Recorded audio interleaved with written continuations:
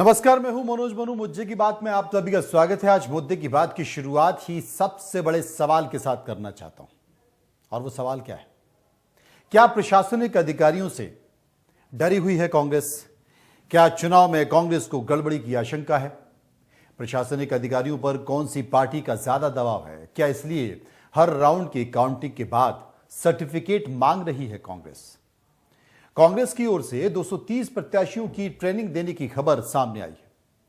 कमलनाथ ने 26 नवंबर को प्रदेश मुख्यालय में सभी प्रत्याशियों को प्रशिक्षण में मौजूद रहने के निर्देश दिए। पार्टी प्रत्याशी और मतगणना एजेंट को ट्रेनिंग दी जाएगी। ट्रेनिंग में ईवीएम और वीवीपैट की भी जानकारी दी जाएगी। हालांकि कांग्रेस पहली बार ऐसा नहीं कर रही।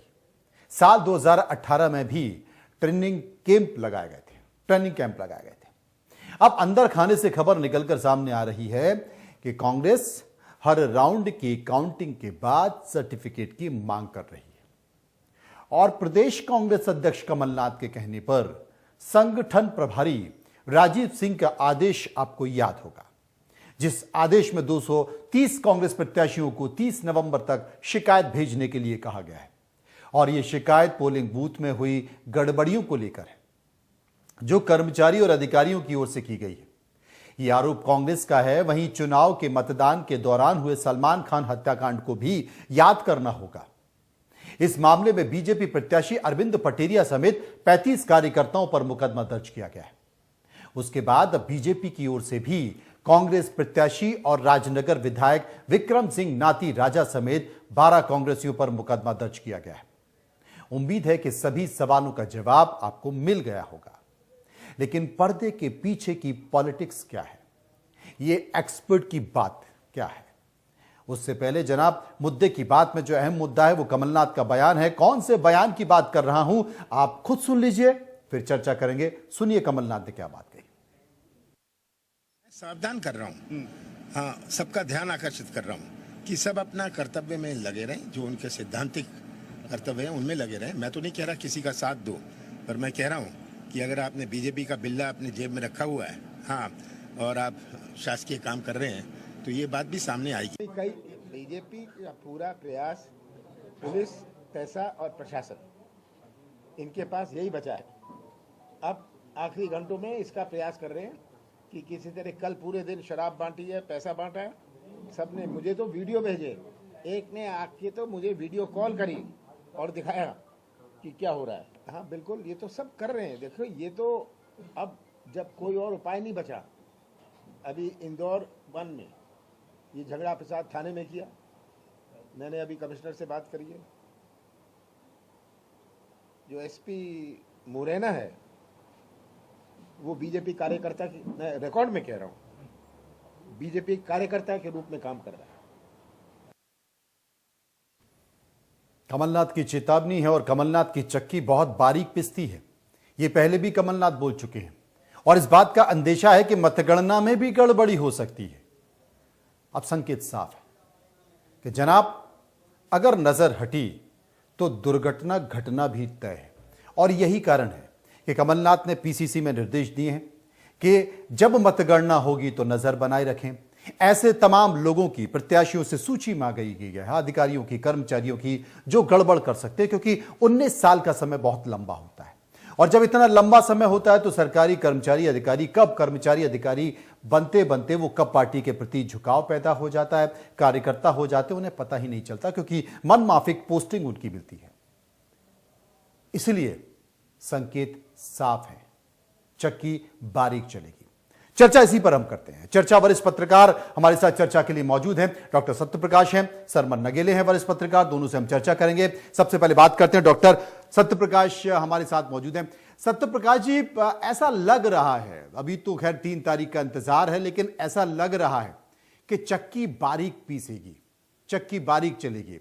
लेकिन इन सब के बीच अगर उसके पहले के, क्योंकि चुनाव के बहुत सारे साइड इफेक्ट होते हैं, कई सारे साइड इफेक्ट्स इसलिए भी होते हैं क्योंकि मतदान के पहले के साइड इफेक्ट, मतदान के बाद के साइड इफेक्ट, मतगणना के पहले के साइड इफेक्ट और मतगणना के बाद के साइड इफेक्ट। तो मतगणना के जो पहले के जो साइड इफेक्ट्स हैं वो इफेक्ट ये है कि एक चिट्ठी जारी की गई है, उसमें पीसीसी ने सभी प्रत्याशियों से उन लोगों के नाम मांगे हैं जो गड़बड़ी कर रहे हैं, जो बीजेपी का बिल्ला लक्का जेब में घूम रहे हैं, या कहीं ना कहीं ऐसा लग रहा है कि मतगणना में भी गड़बड़ी कर सकते हैं? दूसरी चीज कमलनाथ ने कह दी कि ऑन रिकॉर्ड में कह रहा हूं, चिन्हित कर रहा हूं लोगों को। और इसके साथ साथ एक और बात कि भैया अब तो हर काउंटिंग जैसे राउंड की पूरी हो, उस काउंटिंग पर सर्टिफिकेट ले लीजिए, क्योंकि बाद में न नजर हटेगी न दुर्घटना घटेगी। क्या कहना है आपका? डॉक्टर सत्यप्रकाश से हम पूछने की कोशिश करेंगे, लेकिन इसका जवाब हम सरमन नगेले साहब से ले लेते हैं। सरमन जी, आप बताइए। देखिए मनु साहब, ये जो माननीय कमलनाथ जी ने पत्र लिखा है और जो अपने 230 प्रत्याशियों से ये जानकारी मांगी है कि वो प्रदेश कांग्रेस कार्यालय में जो एक उनका कंट्रोल रूम स्थापित हुआ था, वहां पर समय समय पर शिकायतें आई हैं और उसकी शिकायतें उन्होंने समय समय पर मुख्य निर्वाचन पदाधिकारी मध्य प्रदेश और भारत निर्वाचन आयोग को भेजी हैं। ऐसा राजीव सिंह संगठन प्रभारी मध्य प्रदेश कांग्रेस कमेटी के द्वारा कहना है। उन्होंने ये पत्र जारी किया है कमलनाथ जी के निर्देशानुसार जी। अब इसमें जो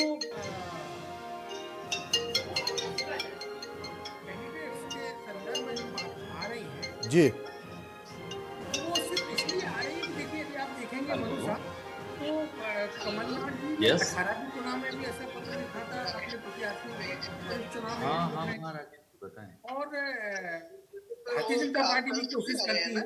नहीं, मैं अभी रात को आऊंगा। अरे सत्यप्रकाश जी, आपकी आवाज पूरा प्रदेश सुन रहा है, मुझे लगता है कि ऑन एयर जा रही है आवाज आपकी। हाँ, सरमन जी कुछ बोल रहे हैं। तो देखिए, ये जो प्रक्रिया है, इसमें दरअसल ये जो जब राजनीतिक दल चुनाव के क्षेत्र में जाते हैं और जब मतदान होता है, उसके बाद मतगणना होती है, एक उनकी पूरी जो रणनीति रहती है और उसको रणनीति के तहत इस तरह की जो एक्सरसाइज है उसके करते हैं वो, चाहे वो अपने कैंडिडेट के जो यदि किसी भी सरकारी अधिकारी कर्मचारी ने किसी भी दल का यदि जाने अनजाने किया है तो उसकी वो जानकारी उन्होंने अपने तरीके से अपनी भाषा में बुलाई। मैंने उसको थोड़ा सा परिष्कृत रूप से कहा है कि किसी अधिकारी या कर्मचारी ने किसी का पक्षपात किया है या नहीं किया है, ये जानकारी उन्होंने बुलवाई है।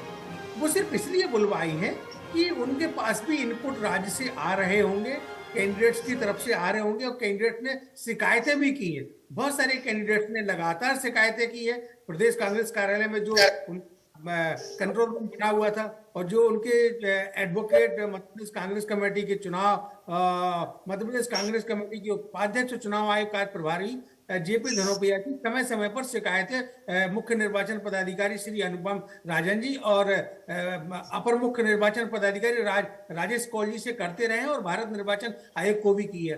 कई मर्तबा दोनों राजनीतिक दलों ने इसके मतदान के दौरान ईमेल के माध्यम से, इस बार जो चुनाव आयोग ने एक अच्छी व्यवस्था की माननीय मनु जी, कि उन्होंने ईमेल से भी कंप्लेन को एंटरटेन किया है।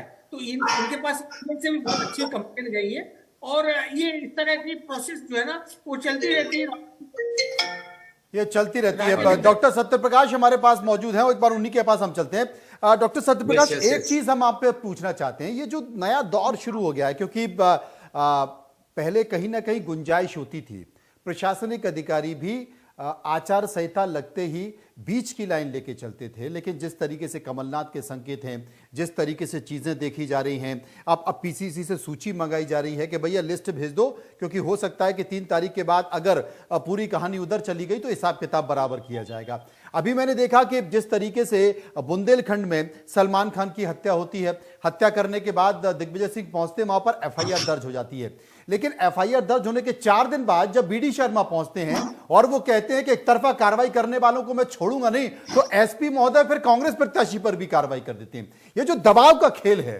ये दबाव का खेल वाकई प्रशासनिक अधिकारियों पर चल रहा है क्या? और अगर चल रहा है तो प्रशासनिक अधिकारी किस तरीके से कानून से ऊपर उठकर सारी चीजें हो रही हैं क्या? देखिए मनोज जी, मध्य प्रदेश की जो राजनीति है वो यूपी और बिहार से हटके रही है अभी तक।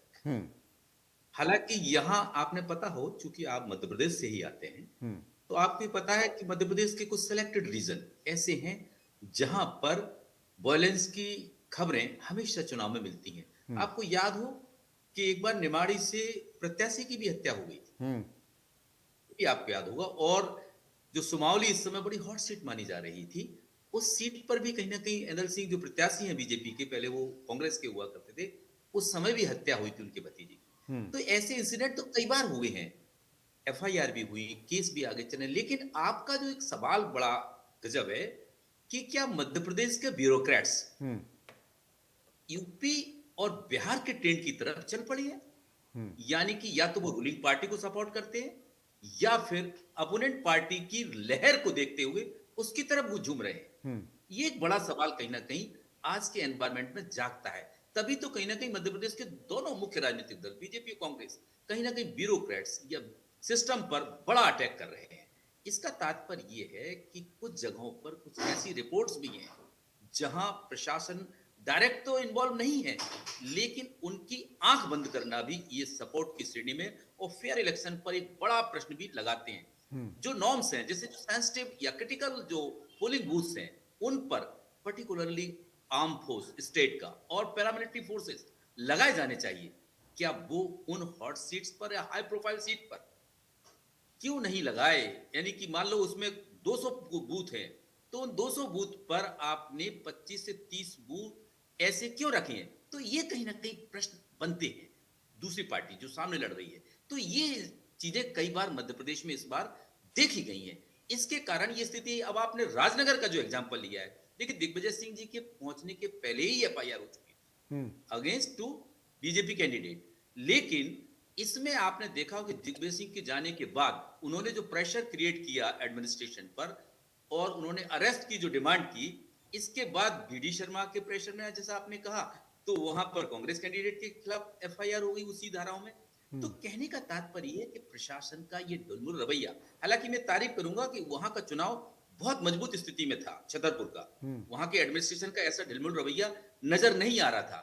लेकिन इस हत्या के बाद से, यानी कि ये पोलिंग स्टेशन पर तो हुई नहीं है, हत्या तो कहीं दूसरी जगह हुई, लेकिन उस पर बात किसकी आती है? प्रशासन कहीं ना कहीं घिरता हुआ नजर आ रहा है। ऐसे इंसिडेंट कई जगह हुए हैं, ना केवल ऐसे इंसिडेंट कई जगह हुए हैं। डॉक्टर गोविंद सिंह ने भी एक मीडिया में बयान जारी किया और बताया कि भाई मैंने जब कलेक्टर एसपी से पूछा कि जनाब ये बता दो कि डाक मतपत्र कहां है, तो उन्होंने कहा हमें पता ही नहीं है। नगेले साहब, मध्य प्रदेश की ब्यूरोक्रेसी को किसी की नजर लग गई है, क्योंकि मध्य प्रदेश, जैसा कि डॉक्टर साहब ने कहा, मध्य प्रदेश की ब्यूरोक्रेसी वाकई ऐसी नहीं थी, बहुत शांतिपूर्ण तरीके से निष्पक्षता से चुनाव कराती थी, लेकिन वाकई मध्य प्रदेश की ब्यूरोक्रेसी को नजर लग गई है। या यूं कहें कि मध्य प्रदेश की ब्यूरोक्रेसी अपने आप में इस बात को अब लेकर फक्र महसूस करती है कि हम फला के आदमी हैं, हम फला मंत्री के आदमी हैं, हम फला पार्टी के एजेंट हैं। देखिए माननीय मनु जी, मेरे को तो ऐसा बिल्कुल भी प्रतीत कहीं भी नहीं होता है। और ये ना केवल मध्य प्रदेश की ब्यूरोक्रेसी, बाकी राज्यों की भी ब्यूरोक्रेसी, क्योंकि वो यूपीएससी से सिलेक्ट आते हैं और वो विधि सम्मत और कानून के दायरे में काम करते हैं। और जब चुनाव की प्रक्रिया प्रारंभ होती है तो इलेक्शन कमीशन ऑफ इंडिया के अधीन वो सारे के सारे ब्यूरोक्रेट्स जो राज्य में चुनाव प्रक्रिया में जो संलग्न रहते हैं वो शामिल हो जाते हैं, उनके अधिकार क्षेत्र में आ जाते हैं। और जो मध्य प्रदेश के मुख्य निर्वाचन पदाधिकारी हैं वो समय समय पर जाके उनको सारी दिशा निर्देश देते हैं, मीटिंग लेते हैं और समय समय पर उनको सारी जानकारी दी गई है, ट्रेनिंग होती है। यानी कि मैं यही बताना चाहता हूं आपको कि यदि किसी ने पिछले चुनाव में ट्रेनिंग ली है तो इस चुनाव में भी ट्रेनिंग लेगा वो। ऐसा नहीं है कि एक बार ट्रेनिंग ले ली तो आप दोबारा ट्रेनिंग नहीं लेंगे। तो मेरा कहने का मतलब ये है कि ब्यूरोक्रेसी किसी के पक्ष में ना काम करती थी, ना अभी भी काम करती है। वो निष्पक्ष रूप से, जो एक कहा जाता है इलेक्शन के दौरान कि स्वतंत्र और निष्पक्ष रूप से और पारदर्शी तरीके से चुनाव इलेक्शन कमीशन ऑफ इंडिया कराता है, वो होता भी है। अब देखिए यहाँ पर मनु साहब ये है कि कुछ राजनीतिक दल, किसी भी दल की संदर्भ की बात करें तो वो अपने हिसाब से अपने पत्र को या अपनी चीजों को आगे कर देते। लेकिन मैं यहाँ बिल्कुल बहुत जिम्मेदारी के साथ कह रहा हूं कि इस बार के चुनाव में किसी भी राजनीतिक दल ने कोई एविडेंस के साथ में कोई बहुत गंभीर किस्म की शिकायत चुनाव आयोग में नहीं की है। एक दूसरा मेरा यह कहना है कि जो संवेदनशील जो मतदान केंद्र थे वहां पर इलेक्शन कमीशन ऑफ इंडिया ने ऑलरेडी सारी की सारी जो पुलिस की व्यवस्थाएं रहती है वो करके रखी थी। और इस बात की जानकारी श्रीमान अनुपम राजन जी ने प्रेस को 2 मर्तबा दी है। तीसरा मेरा ये कहना है कि जब आपको लग रहा था किसी भी राजनीतिक दल को कि ये संवेदनशील इलाका है, यहाँ पर वायलेंस हो सकता है, तो मैं एक किसी जिले का नाम तो नहीं ले रहा हूं, लेकिन मैं संदर्भ बता रहा हूं, मैंने बहुत बारीकी से अध्ययन किया है। एक किसी जिले के कलेक्टर की दोनों राजनीतिक दल के लोग शिकायत कर रहे हैं और दोनों के दोनों राजनीतिक दल सेंट्रल ऑब्जर्वर की मांग नहीं कर रहे।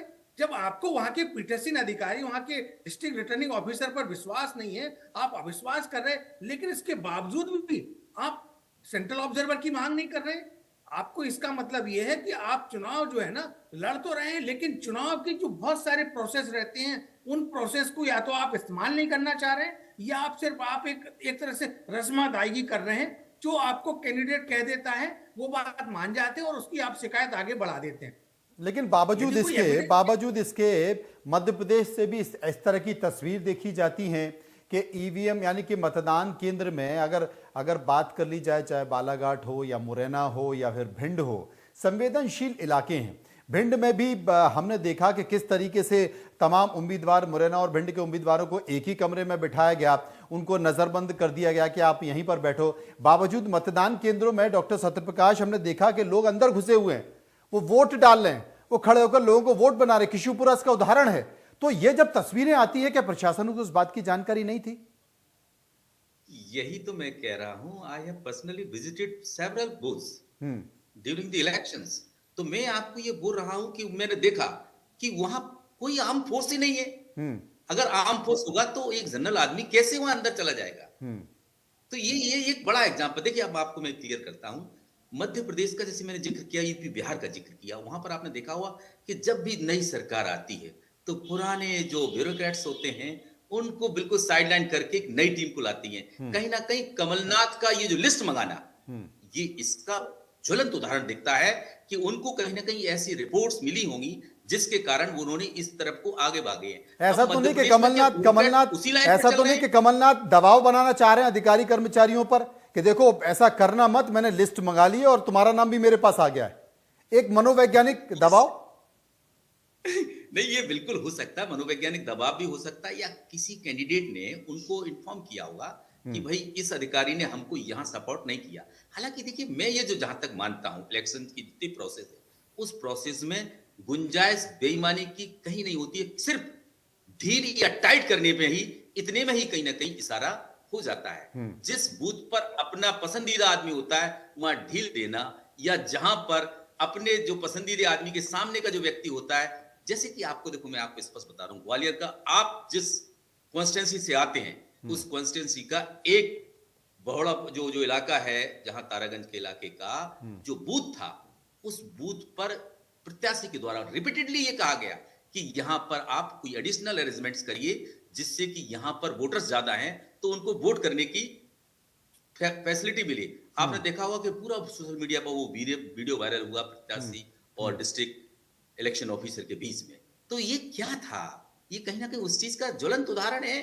तो मैं ये एकदम फेयरली नहीं कह सकता कि मध्य प्रदेश में टोटली फेयर इलेक्शन हुए हैं। मध्य प्रदेश कहीं ना बिल्कुल आपने ठीक कहा, क्योंकि वहां पर जो अवाड़पुरा जिसका जिक्र किया जा रहा था, वहां पर अल्पसंख्यक मतदाता ज्यादा थे और वहां पर बहुत स्लो वोटिंग हो गई या करा दी गई, आई डोंट नो, नहीं कह सकते, लेकिन बावजूद इसके लंबी लंबी लाइन हो गई और 6 बजे के बाद भी लंबी लाइन लगी गई। लेकिन डॉक्टर साहब, चूंकि आपको जाना है, एक सवाल मैं पूछना चाह रहा हूं, क्या कह रहा है मध्य प्रदेश का चुनाव?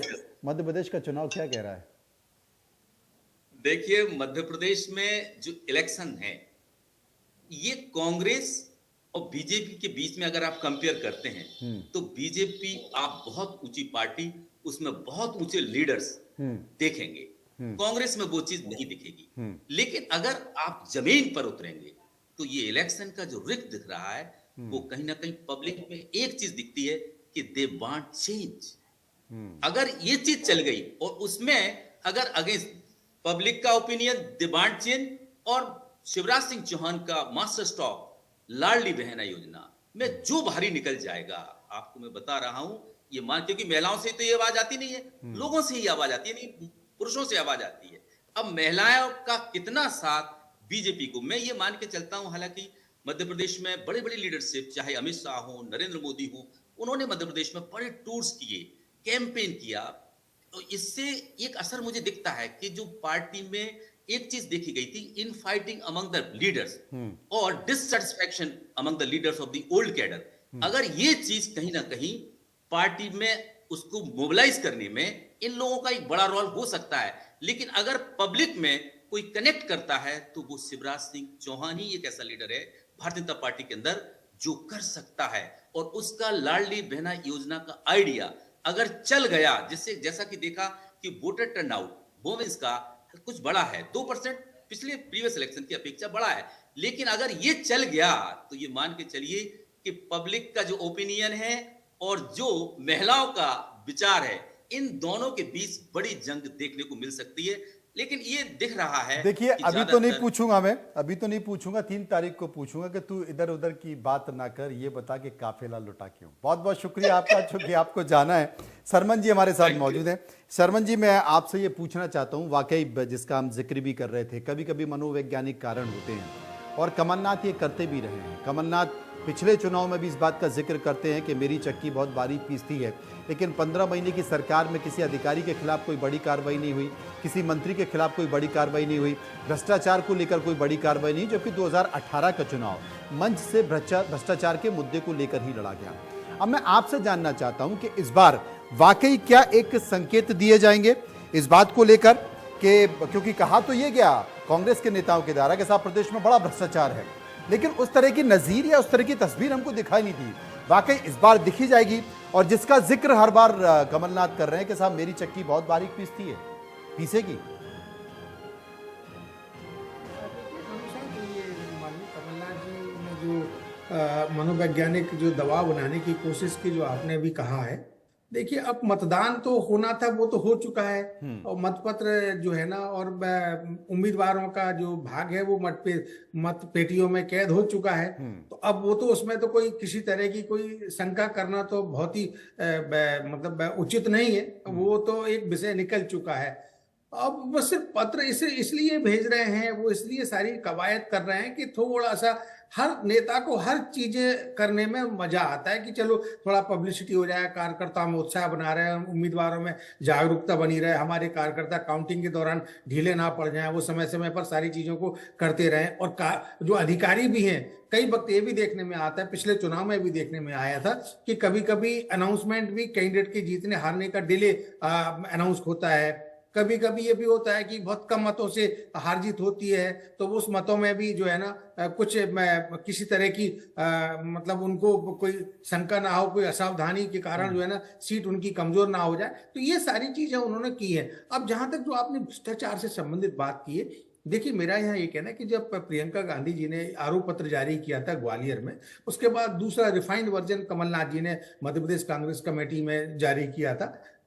लेकिन ये रिफाइन और जो पुराना आरोप पत्र जो निकाला था, वो एक सीमा तक तो काम किया है, लेकिन कोई सपोर्टिंग डॉक्यूमेंट, कोई एविडेंस या उसके साथ में कोई चार्जशीट जैसी कोई चीज उन्होंने साथ में लगाई हो, ऐसा देखने में नहीं आया। एक ब्रोशर, एक फोल्डर जरूर देखने में आया आरोप पत्र का, जो उन्होंने जारी किया था। लेकिन जैसे कि परंपरा है कांग्रेस में या बीजेपी में भी, जब उमा जी जब दिग्विजय सिंह के खिलाफ चुनाव लड़ने आई थी तो उन्होंने पूरा का पूरा आरोप पत्र जारी किया था। इसके बाद जब कांग्रेस ने भी चुनाव लड़े तो उन्होंने भी आरोप पत्र जारी किया। तो आरोप पत्र वो एक बुकलेट या लीफलेट या पंपलेट के रूप में जारी नहीं किया, बाकायदा उससे पूरी की पूरी एक पुस्तक के रूप में जारी किया है। हो सकता है इन्होंने भी पुस्तक निकाली हो जो कि हम लोगों के पास वो नहीं देखने में आई हो या हम लोगों को उपलब्ध नहीं कराई गई हो, लेकिन उन्होंने निकाला तो है ही।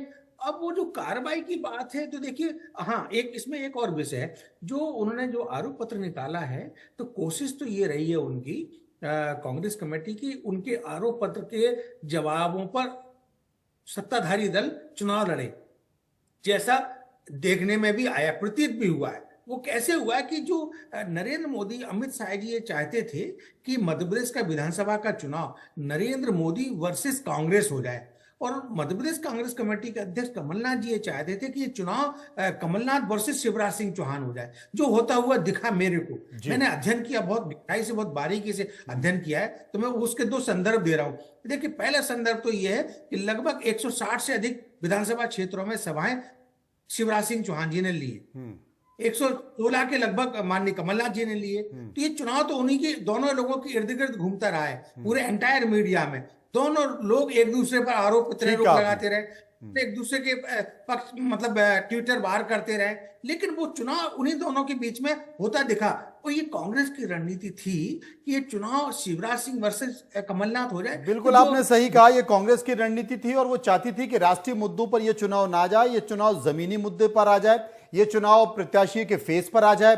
बीजेपी ने समझने की कोशिश की, इसलिए बीच बीच में वो शिवराज सिंह चौहान का मंच से नाम नहीं लेती थी या ये बताने की कोशिश करती थी कि भविष्य में हमारे उम्मीदवार मुख्यमंत्री के नहीं है, लेकिन तब तक देर हो गई।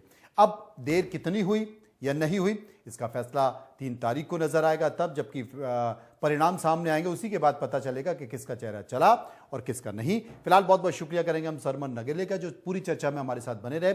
मुद्दे की बात में इतना ही, बाकी खबरों के लिए आप चलते रहिए इंडिया न्यूज के साथ। मुझे यानी मनोज मनु दीजिए इजाजत। नमस्कार।